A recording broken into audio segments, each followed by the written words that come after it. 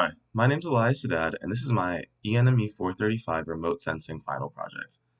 The purpose of this project was to create a computer vision-based LiDAR scanner using a Raspberry Pi, camera, and line laser. This would then be used to create a 3D point cloud of a target of our choice on the University of Maryland's campus. The goal of this project was to gain a better understanding of the fundamentals of remote sensing and its uses in the field. And for my remote sensing project, I chose to scan the Hope Bench located at the UMD Chapel.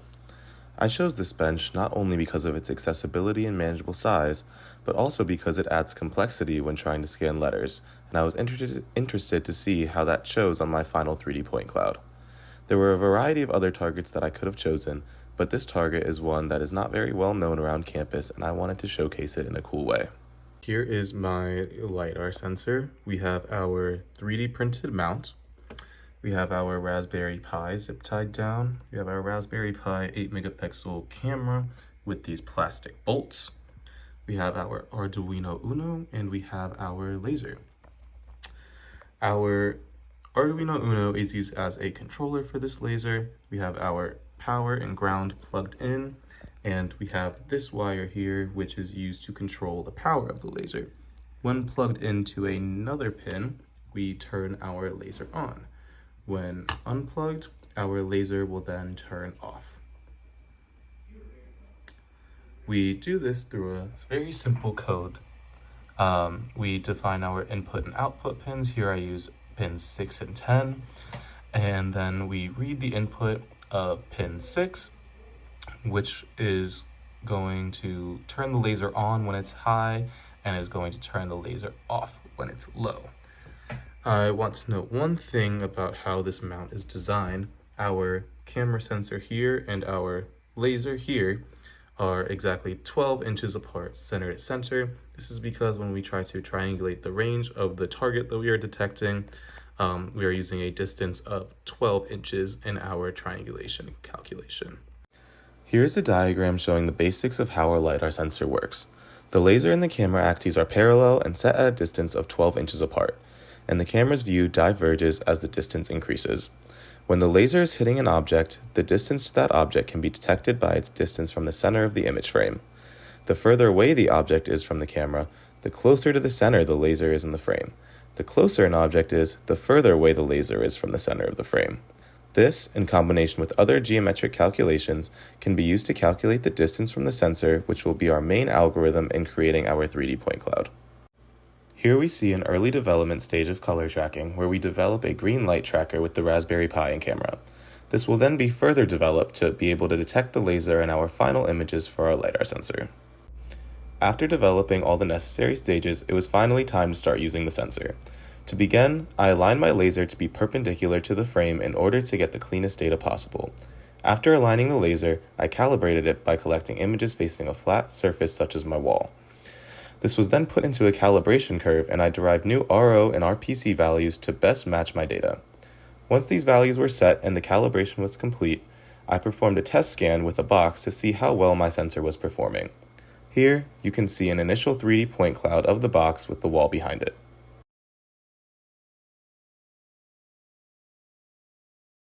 So this is the bench that I am scanning,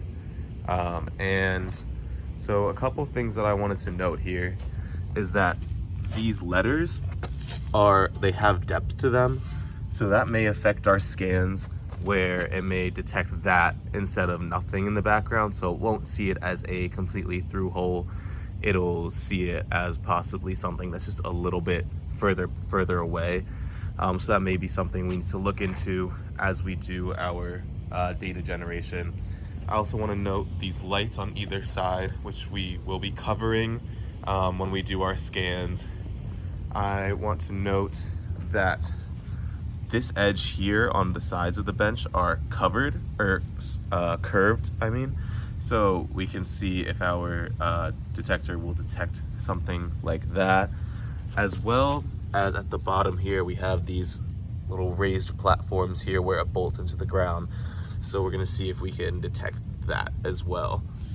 One last thing, we are gonna be doing our scans. We're gonna be doing 4 separate scans, one of the left side in the front, one of the right side in the front, and then one on each side here. We won't be doing the back due to the foliage back here. We aren't able to get a good scan of the back side here, so we won't be doing that. But we will be getting a front view and both side views of the bench.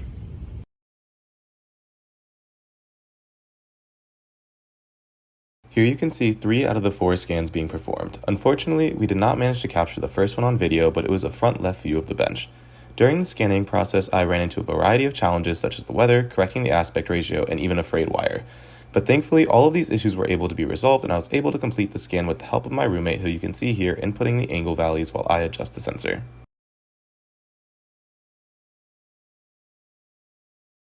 So this is our Hope bench here. So as you can see, it spells out the word hope as the legs. You can see this upper ledge, upper shelf here where the seating comes into play.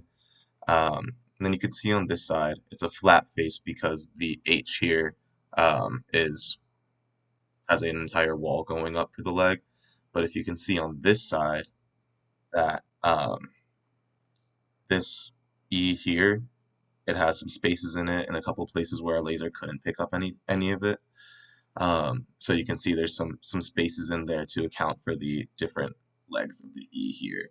But again, you can still see this upper shelf here. And then as we noted earlier in the other image, we can see right here that curvature inside the O, which I think is a pretty neat thing to be able to pick up so that you could see that these letters do have depth as well. And then you can see down here that you can see the floor in some of them and also some of the inside of the other letters as well.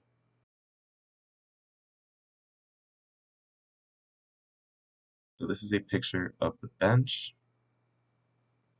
and here is our point cloud. As you can see, it picks up the depth in here. It brings out all of the letters as well, and you can see these empty spaces on the E side, as well as this on the H, the flat side here.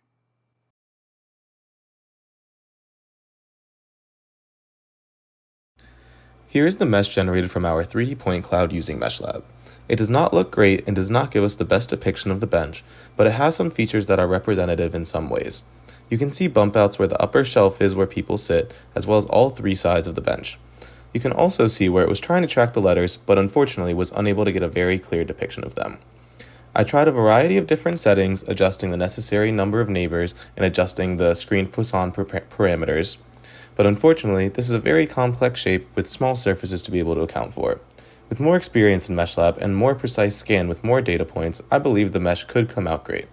Unfortunately, this was my first time using MeshLab, and due to limitations of the hardware and code, this was the best representation I could achieve. As we wrap up this semester, I can't help but appreciate the enjoyable and enlightening experience it has been. Exploring remote sensing has been both educational and rewarding, offering a platform to put theory into practice and foster creativity. This class has equipped me with a variety of valuable skills, enabling me to tackle challenges head-on and find solutions even in the face of uncertainty. Thanks for being a part of this journey, and I hope you found it as fulfilling as I did. Thanks.